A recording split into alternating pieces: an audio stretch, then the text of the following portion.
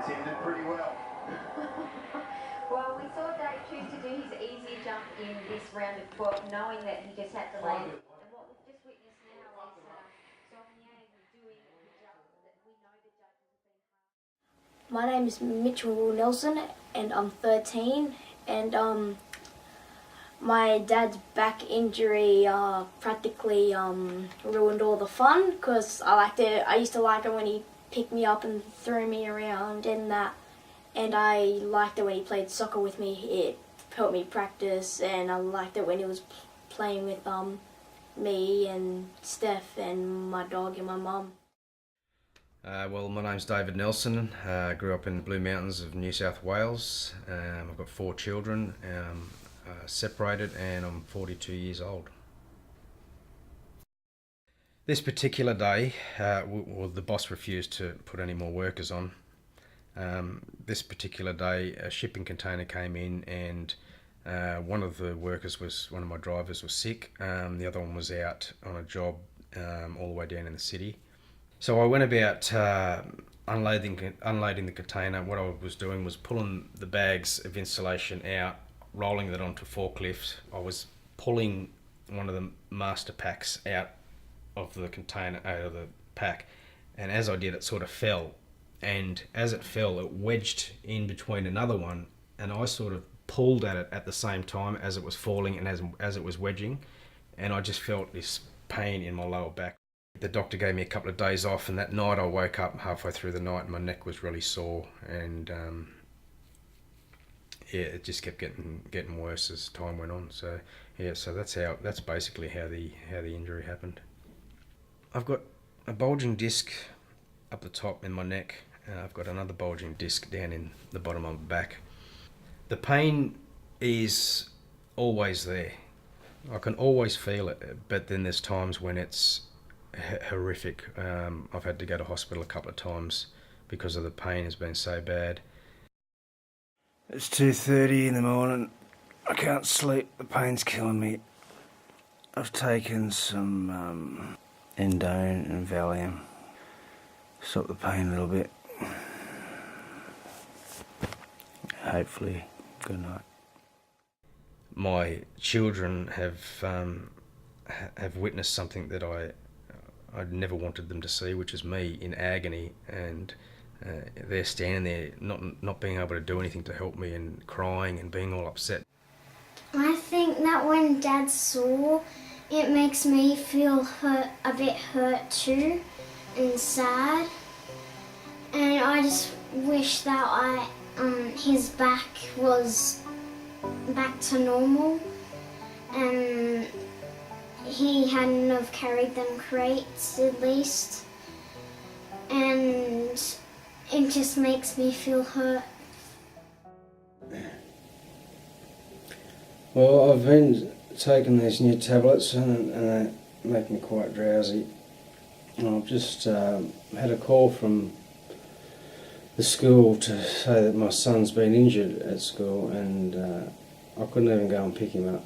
I couldn't even pick my own son up because I'm on medication and I can't drive.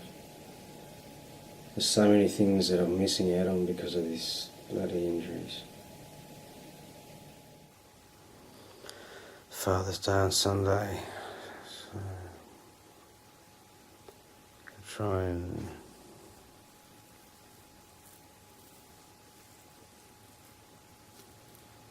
sort myself out.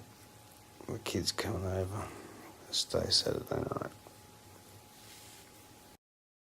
Being around the kids is hard at the moment because I can't do things with them as much as I'd like to and things, but I think, it'd be harder on them if I wasn't around at all. So,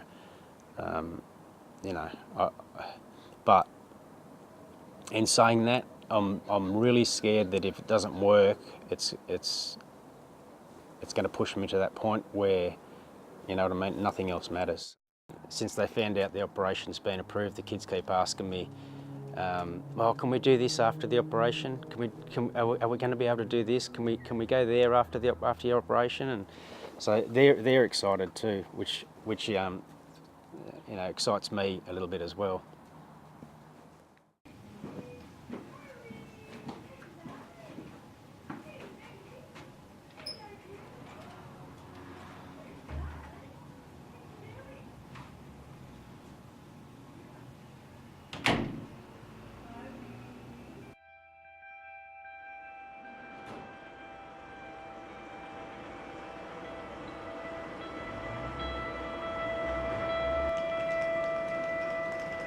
You know, I've been waiting a long time for this operation and this chance for some sort of normal life. But at the same time, once I started thinking about it, then the fear set in that not from the operation. I haven't got any fear of going under the knife. My fear is that the operation doesn't work, because I've got everything into this, and if it doesn't work, I'm going to be devastated, because to me at the moment, it's my final chance to get some sort of normalcy back. And if the operation doesn't work, you know, that's going to pretty much destroy my life completely. I can't be like this for the rest of my life. I just can't wait to not say, you know, geez, my neck's sore or my back's sore, or sorry kids, I can't today because I'm too sore. That's, without getting my hopes up too much, it's everything at the moment. Everything. Want to wave goodbye? See you, Dave. See you, mate. Thanks, buddy. See you in 4 hours, mate. See you, mate.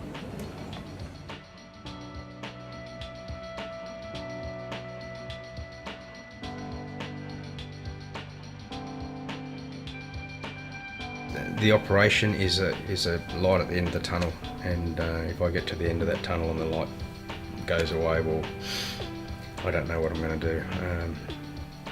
I don't want to live like this. I can't live with this.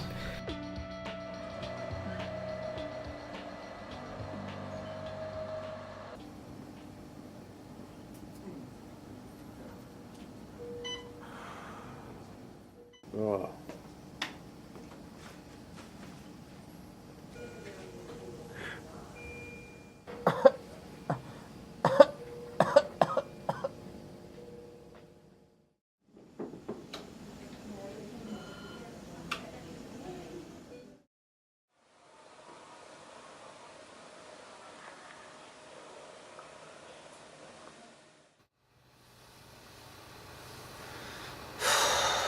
It's been 10 days since my operation. Not only has things not gotten better, things are getting worse. My headaches are back. I was expecting something by now. Some change, some bit of difference.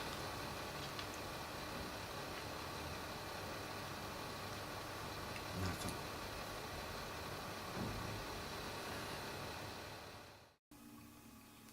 Say hello. Hi. Say I'm Kira. No, say I'm Kira.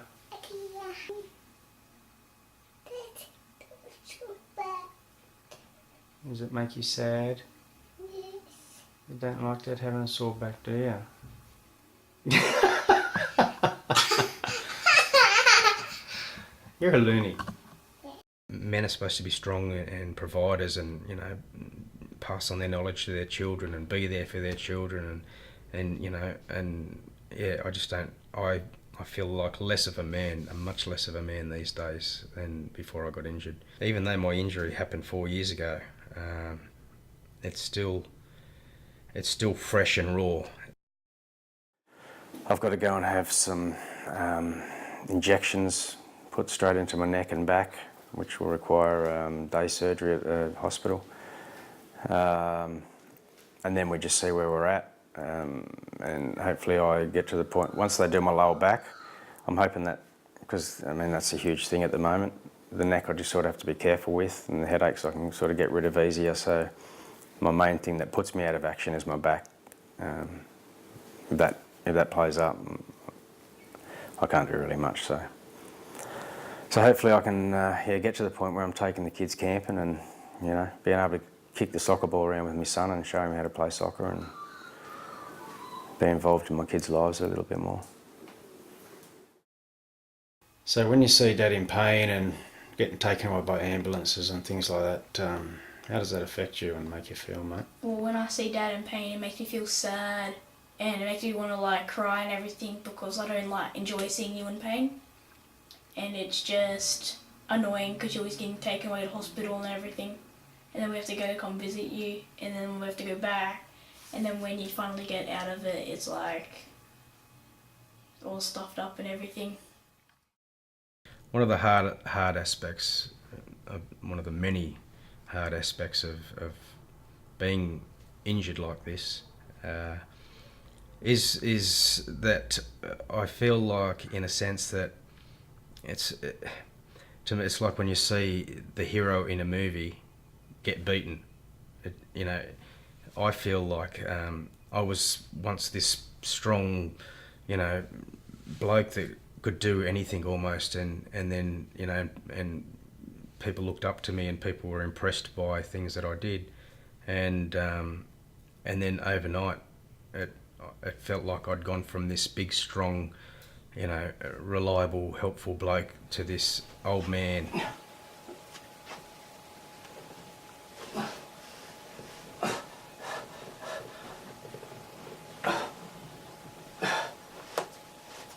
Fuck me.